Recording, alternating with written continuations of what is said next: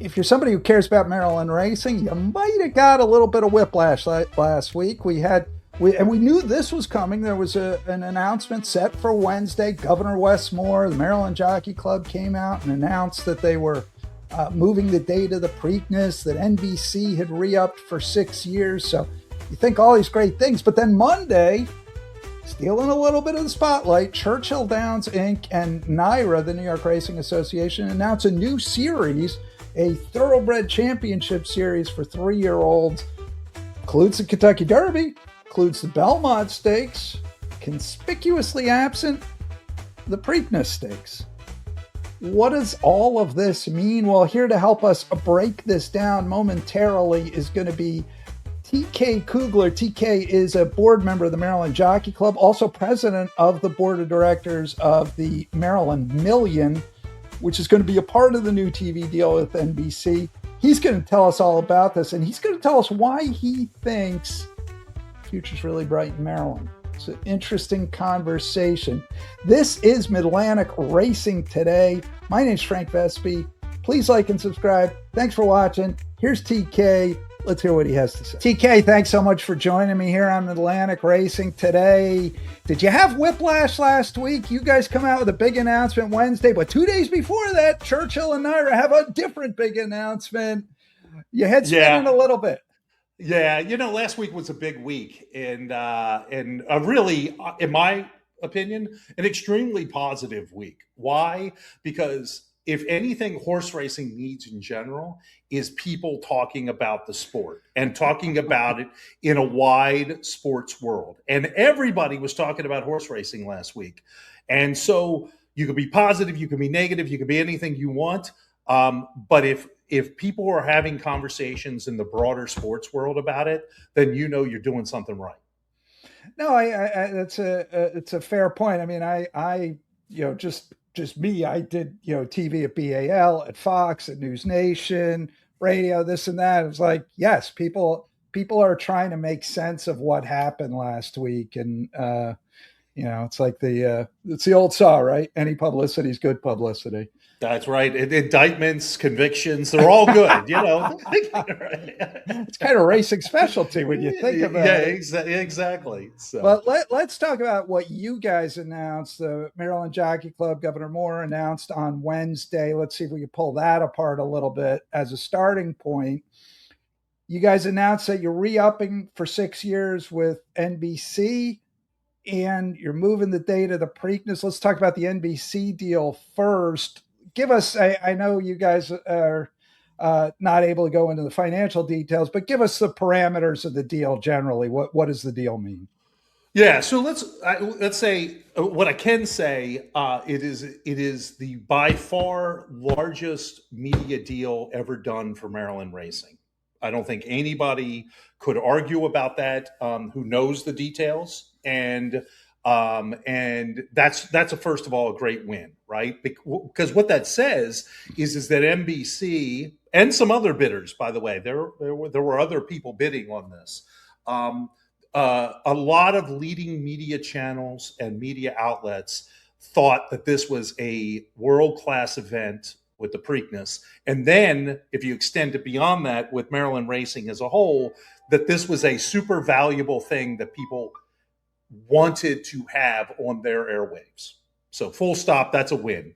Some details in there about the deal in general is that one, it is a 6-year deal, so it's a 6-year commitment from NBC. It is more coverage time than we've ever had as well. For the first time ever, the Black Eyed Susan is going to be nationally televised on a main channel, NBC in this case. So the mothership, if you will, at NBC. It's not on some streaming channel. It's actually going to be on NBC. That's a big win. We got coverage for the first time ever, national coverage for the Preakness Preview Day, which is the Frederica Tessio Stakes, and near and dear to my own heart, we also got coverage for Maryland Million for the first time probably since ESPN did it back in the Jim McKay days, right? Mm-hmm. So that's, on the surface, those are all wins for sure. Now, to accomplish some of those things, we moved from a Friday, Saturday race time to a Saturday, Sunday race time. And why do that? One, it allows us now to make that an entire weekend of racing. Instead of being a Friday, Saturday, we have Saturday and Sunday full race weekend. We can now utilize Friday and maybe even Thursday in its full extent. So gives us all kinds of opportunities to turn this into, as the First Lady says, a bucket list thing that people should want to come to from anywhere in the world. So that was an important move. I think the other thing by doing that, like I said, coming back to, we can now turn the Black Eyed Susan into a really recognizable national race opportunity as well. Being on Friday, I think that would have been a little harder. I personally think we're going to up our overall revenue by about 40% by moving to a Saturday, Sunday. That's handle, other revenue streams, everything. That's just a TK projection, not official. If you want to make a line on the over under, I'm thinking it's going to go up by 40%. Now, so let's grapple with that for a minute, because you're taking a bit of a risk moving the Preakness to Sunday. Traditionally, big race days are Saturday; they're not Sunday. What kind of data, what are you guys looking at that makes you believe we're going to do this and it's going to work? Well, a couple of things.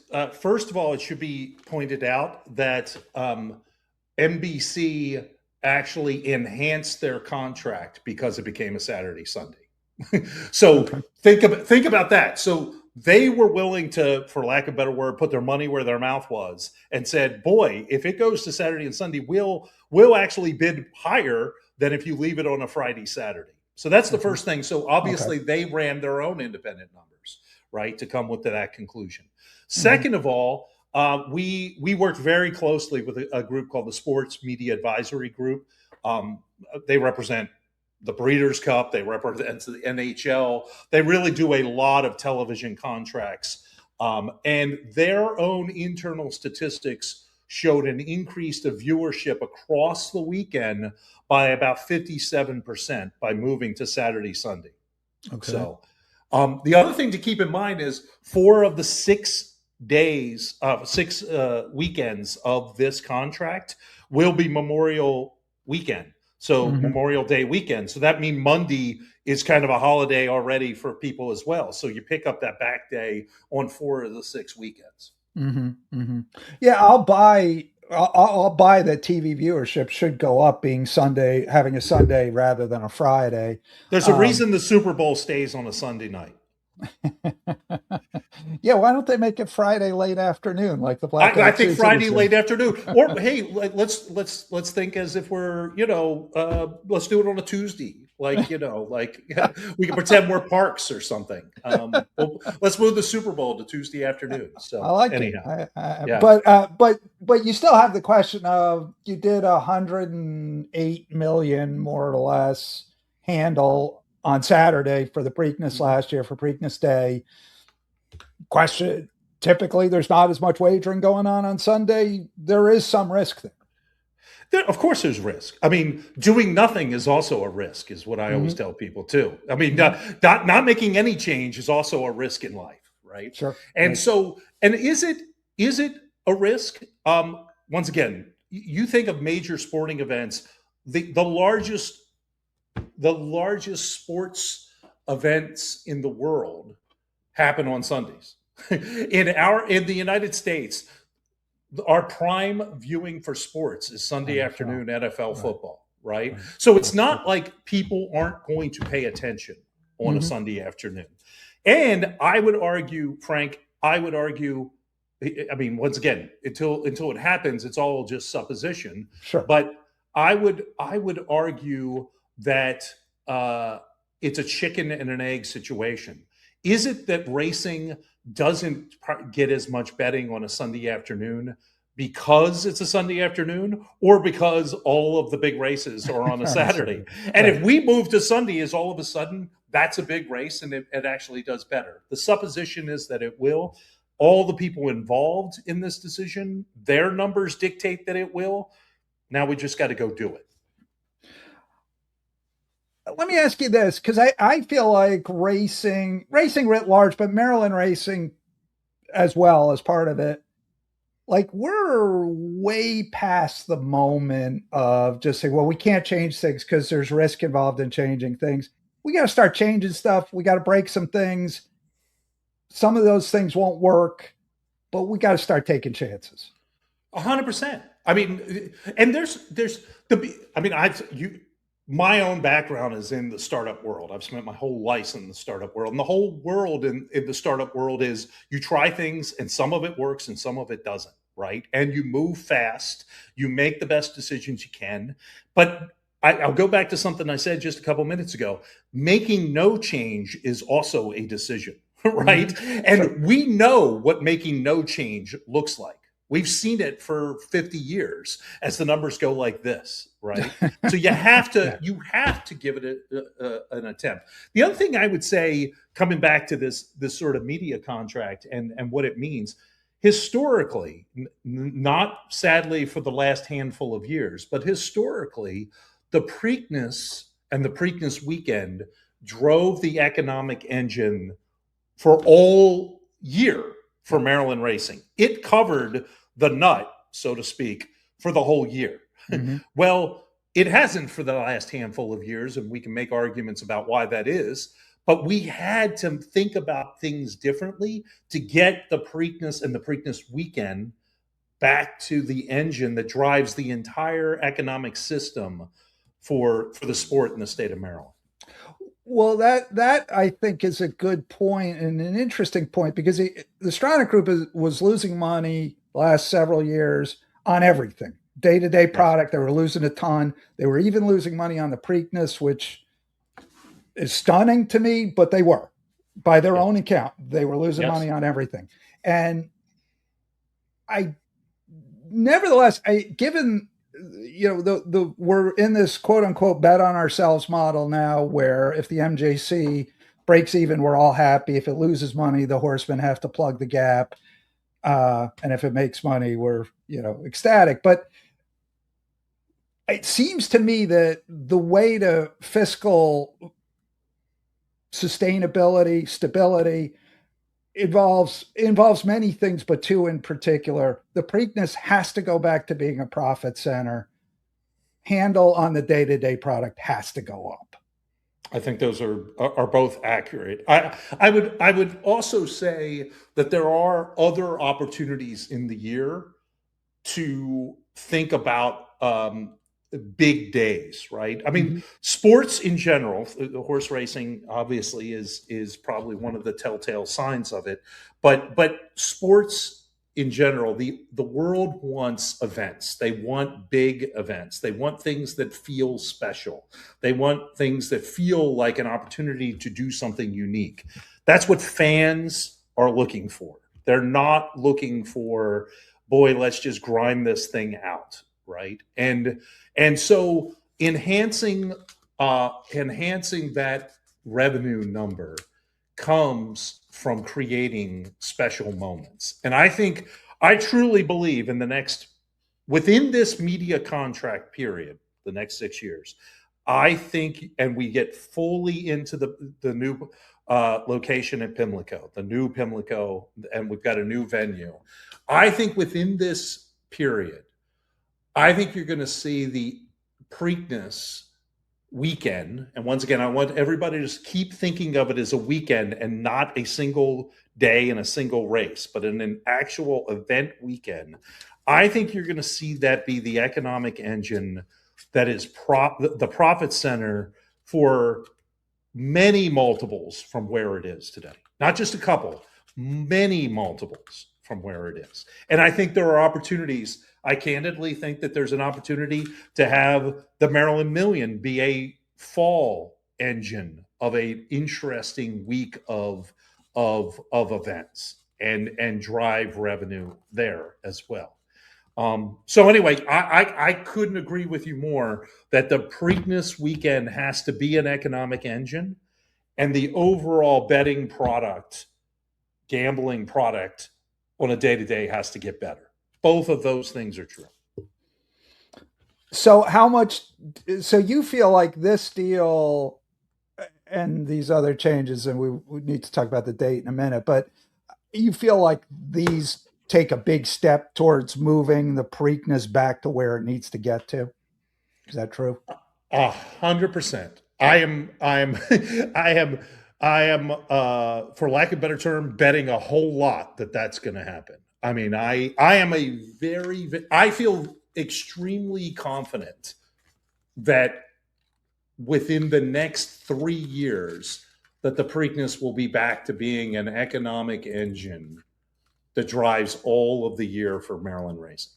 I feel very confident. And this media contract plays a super important piece in that whole engine. It is a vitally important piece of the engine. How important was it as you guys were negotiating this, the added coverage, Maryland Million Preakness Preview? How important was that? And is that going to be like Peacock? Where are those events going to show up? Yeah, both of those will be Peacock for the agreement, subject to, if we keep growing those 2 days, NBC can make their own decisions to up it. You wouldn't fight them on that necessarily. I wouldn't fight them, right? So, but we got a proof in the pudding. But once again, we had no coverage for either one of them before this. So I see both of those as building blocks for the next media contract, candidly, Frank. Mm-hmm. But they were off the radar completely. No, I mean, until we brought them to the table, NBC, I don't even know if they knew they existed. But we brought them to the table and said, hey, these are important to us. What do you think about that as a negotiation piece? And they saw the value. So so I think both of those are building blocks for what the next media contract could be. Mm-hmm. One of the interesting things it strikes me too is, given the uncertainty in the racing landscape, 6 years, kind of a vote of confidence. It's a great vote of confidence. It's a super vote of confidence. The other interesting thing is 6 years is the exact length, and we are coterminous with Churchill Downs and NBC for the Kentucky Derby. So both of those and both of our contracts end at the same time. Do you think that's a positive for you guys, or super positive, right? Why? I mean, because when this comes back, you'll have 2 large properties, assuming everybody executes the way we're thinking we're going to execute. You're going to have 2 large properties that could be bundled and work together depending on multiple bidding partners, right? And 6 years is a long time too, just to be clear. Sure. If you go, I always tell people, think 6 years in reverse and think about what you were doing, and then think 6 years in the forward and think what you will be doing, right? I know my life was pretty different 6 years ago, so it's hard to tell. But from a media standpoint, I don't think it's any surprise here. We had multiple streaming outlets bidding and participating in this agreement. I can tell you 6 years ago, there was not much chance that the Amazons and Netflixes of the world were bidding on the Preakness 6 years ago. Right. And this year they were. So where do you think they'll be 6 years from now? Right. I don't know, but I don't know, but the competitive landscape is great. It's a good thing. Yeah. Now, the other thing, obviously, you're moving the Preakness back a week, which of course destroys the Triple Crown and everything is over and it's the end of time. Obviously, I'm tongue in cheek there, but was that something that you guys were, and by the way, I'll just put my cards on the table. I've been advocating that change for frickin' years. It's so far past time for that to happen. Words don't even come close to describing. So kudos to you guys for doing it. Was that something you were driving, or is that something NBC, or everybody was saying this needs to happen? Every single media partner who bid on it wanted to move it by a week. I'll let that sink in. But I will tell you, there was absolutely no media partner who was not advocating for a move for a week. So And it was almost universal, right? Because everybody wants to see the Derby horses show up, right? Sure, Everybody yeah. wants to see that, and I think everybody can accept that the horse racing world has spoken. Trainers, owners, everybody's spoken and said, if at 2 weeks I'm not coming, because the last whatever 3-4 have not come, right? Honestly, I'm not even sure they seriously entertained coming. So if we give them an extra week, that's great. You know, so every media partner had it as part of their proposal to do it.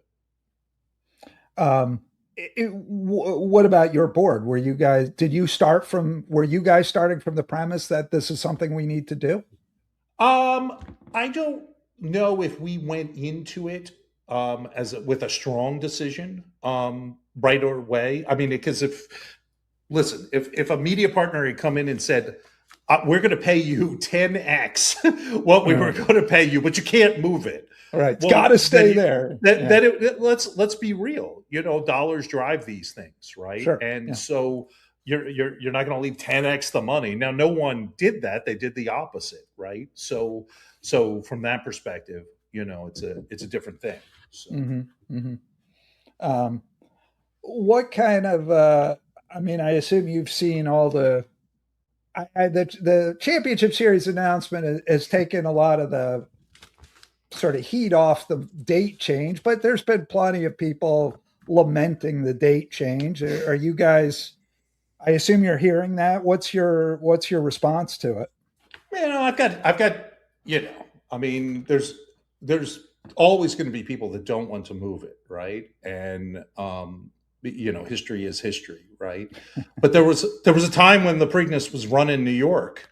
You know, no, that's a history too. Nobody was advocating that we were going to move it to New York. I'm pretty sure. So, I mean, what history do you want to choose, right? I mean, it's the history is in some ways is what you make it, and you know, we didn't pick it up. I actually this one's funny. I actually had a conversation with someone who is, in theory, should be knowledgeable. This was a conversation on Twitter, or X, the artist formerly known as Twitter.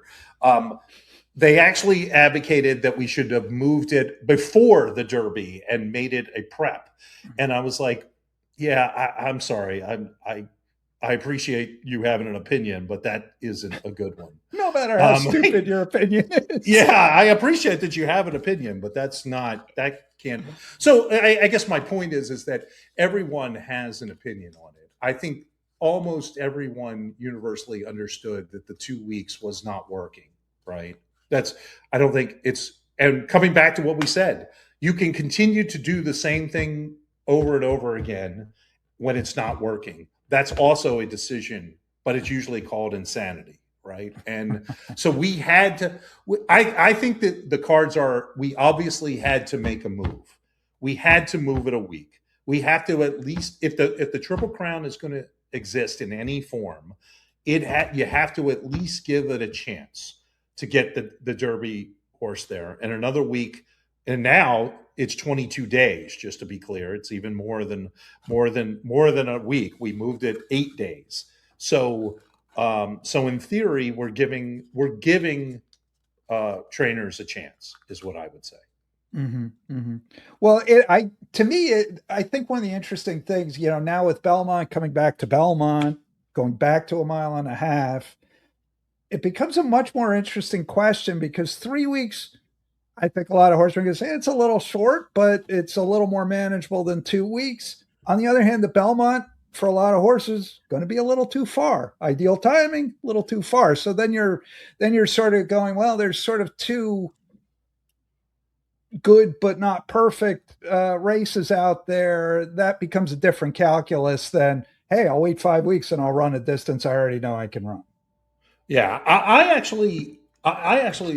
don't know this. I mean, but it would be very interesting to me if if all of a sudden now that the race has moved back to Belmont and it starts skipping the Belmont because it's a mile and a half. I wonder if they would think about toying with that. I don't know, because I actually think the mile and a half at a mile and a half at 5 weeks is harder than the Preakness answer at 3 weeks. Mhm. And once again, it's not a money thing because you're running for the same amount of money. The purses are the same, right? So it's not a oh well, I'm going to go over there and run for more money. The other, and this is a good segue here. I've said this many times over the last week. I think the other thing people fail to realize is that Maryland racing under the new Maryland Jockey Club is not done. It's not like we made this decision and this is the last decision we'll make. In July. See you guys in May. Yeah. I mean, maybe that's how racing has historically worked. I can tell you there are at least 5 major initiatives being worked on right now by the Maryland Jockey Club, all of which are brand new, all of which are new things. So I think sometimes people think, oh, you made one decision, it's all over. No, it's just the start. You don't get to run a revolution by shooting one shot, is what I would say. Well, you've teased these announcements, and you just did it again. I just did it again. Can you give us any kind of insight as to where we might be headed?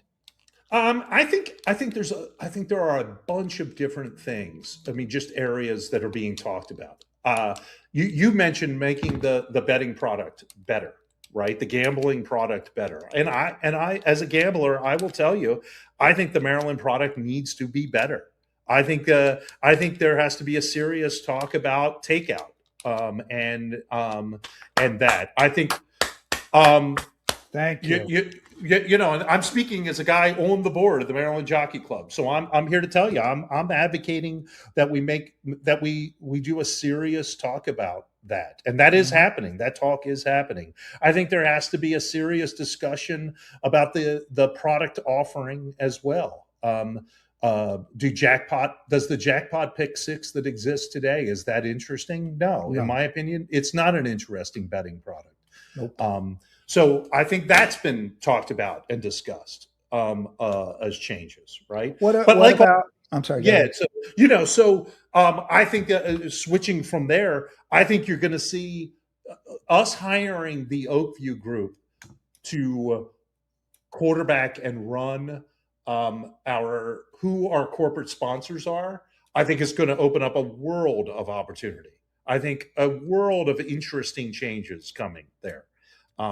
It all delves into driving more profit. You drive more profit, you have a much better and stable product, right? Sure. You already alluded to it. When we lose money today, when the Maryland Jockey Club loses money today from an operation standpoint, they have to borrow from the horsemen to do that. And borrowing from the horsemen means you're borrowing from the purse account. And if you borrow from the purse account, it's harder to attract horses, right? And if it becomes a vicious cycle, right? So if we can help our financial story across the board, then I think you'll see a much more stable situation, which then obviously helps the betting product as well, because you can help the field size.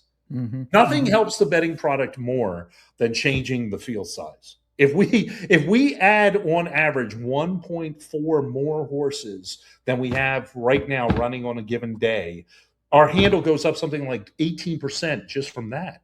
1.5 horses for all intents and purposes.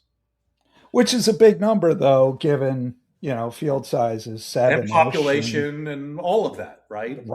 But if you build a more attractive product and a more attractive place to run, you get more horses, right? So every racetrack is struggling. Let's just be honest. I don't care what the racetrack is. No question. Every racetrack struggles to get horses to run, right? Yeah. I mean, because the foal, the foal population is what the foal population is. So, Yeah. But I think there are ways to help that. I don't want to spend a lot of time on this, but you mentioned things to improve the wagering product. Are you guys going to be looking at CAW at all? Yeah, I've had some talks with Bill Knopf, who's the CEO. We've had very distinct conversations about that. And I think those discussions still are ongoing, is what I would say. But I think there are ways that, first of all, the CAWs are not going to go away. No track can outlaw them altogether. They can't. They're a.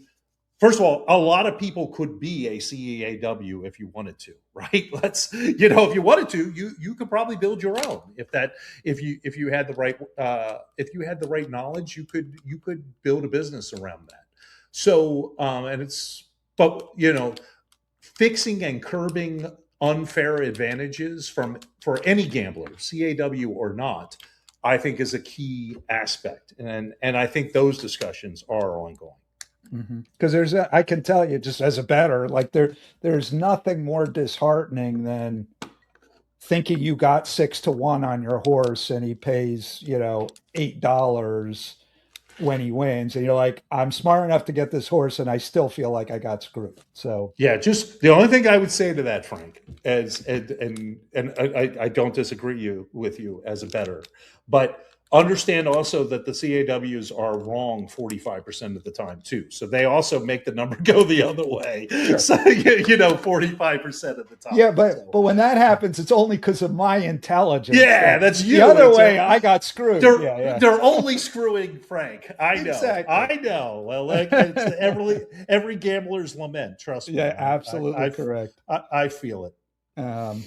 All right, let's talk about this Thoroughbred Championship Series. That was the other part of the whiplash from last week. That came out Monday. Naira, Churchill Downs announced a series, 6 races, point system, Kentucky Derby, Belmont, some other races that no one outside the racing bubble's ever heard of. One race missing from there, the Preakness. What's the feeling inside the Maryland Jockey Club about this? Honestly, it would have been great if somebody would have gave us a call and had a conversation about it. But frankly, no one gave us a call and had a conversation about it. So at no point was anyone pre-announcement spoken to at the Maryland Jockey Club about this. So, hey, if people, once again, I'm going to come back to my opening statement. If there is more energy being put into racing, it's a good thing. If more people are talking about it, it's a good thing. Full stop. Do I think more cooperation could have made it even a more powerful announcement? Absolutely. It didn't happen. It's okay.